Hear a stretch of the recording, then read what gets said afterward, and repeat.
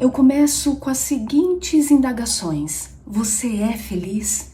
Você está feliz no que está fazendo? Está vivendo a sua autenticidade, singularidade? Hoje eu vou mostrar para vocês que as suas decisões, as suas escolhas, muitas vezes foram pautadas pela a mente e o morador dela. Eu vou trazer aqui um pouquinho da minha história pessoal. Eu sou formada em Direito, atuei por 12 anos, dos meus 22 aos 34 anos. Nos últimos anos, eu estava sem ânimo, sem energia para ir trabalhar e nos últimos meses eu já chorava indo. E para mim tinha ficado muito nítido que eu não gostava do que eu fazia. E aí a primeira pergunta que me veio: o que você está fazendo da sua vida? Logo depois pedi demissão e recentemente eu tinha sido promovida para coordenar o departamento jurídico da empresa. Mas mesmo assim, eu estava decidida em mudar de vida, né? E saí, fui para casa e outras perguntas me vieram.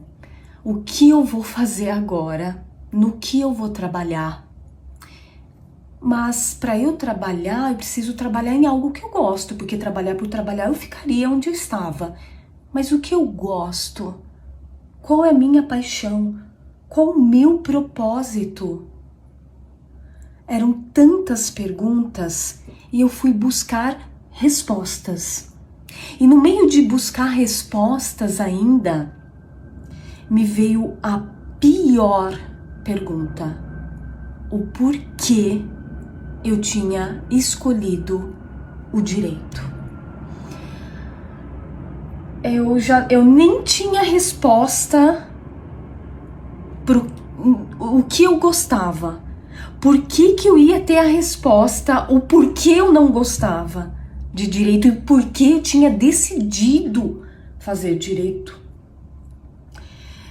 Aí começou a minha jornada para ir para dentro, através de buscar respostas pessoais que só eu podia responder. Então eu iniciei meu autoconhecimento, a minha reforma íntima, acessei dores, revisitei a infância, a adolescência, né? E as respostas estavam bem ali. Foi quando eu me lembrei que aos 15 anos, né, na plena adolescência, eu era muito vaidosa, sempre fui. Leonina, vaidosa, e ali já, né, naqueles anos que todo mundo pergunta: o que você vai fazer, o que você vai prestar? Eu me via usando um terninho, escarpão, salto alto, bem vestida, maquiada em São Paulo, decidida, com poder. E quem me traria tudo isso? O direito, a advocacia. Então ali a ficha caiu que a minha decisão foi pautada pela minha vaidade. E não satisfeita, eu fui ler, estudar, pesquisar, me aprofundar de onde vinha a vaidade.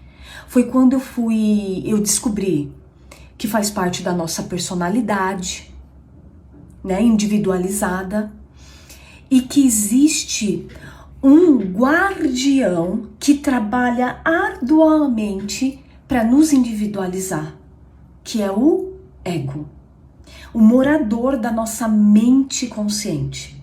Então o ego é guardião da nossa personalidade, que tem o objetivo de nos individualizar com um mecanismo, a artimanha de nos proteger e nos satisfazer.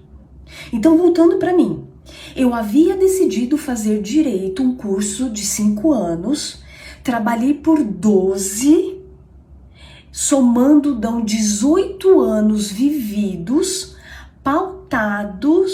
pautada e sustentada na minha vaidade, na minha mente, na minha satisfação rasa. Tanto que é raso que eu não estava mais suportando, né? Então, o que eu quero trazer aqui para vocês? Que sim, se você é humano, você tem ego. Só os humanos têm ego. Segunda coisa, ele não é nosso inimigo, mas ele trabalha direitinho para não ser descoberto, com medo de ser o fim dele, tá? Terceira coisa, não tem como exterminá-lo, tem como diminuí-lo, tá? Para você sair do raso e da ilusão, ok? E como a gente faz isso? Sabendo da existência dele. Segunda coisa, né? Além de saber da existência dele, do objetivo dele, do mecanismo de trabalho dele, que eu acabei de dizer. Segunda coisa, identificar as suas sombras da sua personalidade. No meu caso, era vaidade excessiva. Qual é a sua? Egoísmo, prepotência, né? O orgulho, o querer o poder a todo custo. A terceira coisa, desidentificar dessas sombras, ok? Então, abrindo parênteses aqui, não é ruim ser vaidosa, é a vaidade excessiva que faz você caminhar numa extremidade que lhe causa desarmonia, te rouba a saúde mental e física, porque isso já estava acontecendo comigo, né? Eu já andava triste, eu já vivia triste. Pelo fato de eu passar muitas horas na frente do computador trabalhando, eu já tinha 2 colírios que eu usava ali diariamente, né?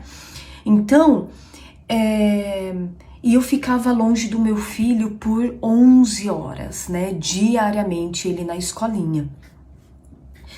Então, é essa reflexão que eu quero trazer para vocês.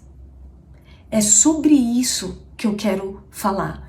Olha como olhar para o nosso ego, eu identificando ele,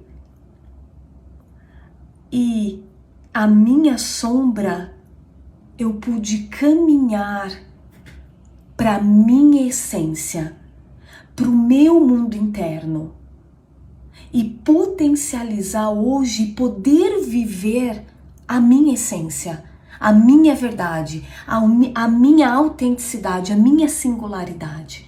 Então aqui eu pergunto para vocês, qual é a sombra de vocês? Vocês estão pautadas, vivendo sob o comando da sua mente ou do seu coração, da sua verdade, da sua essência?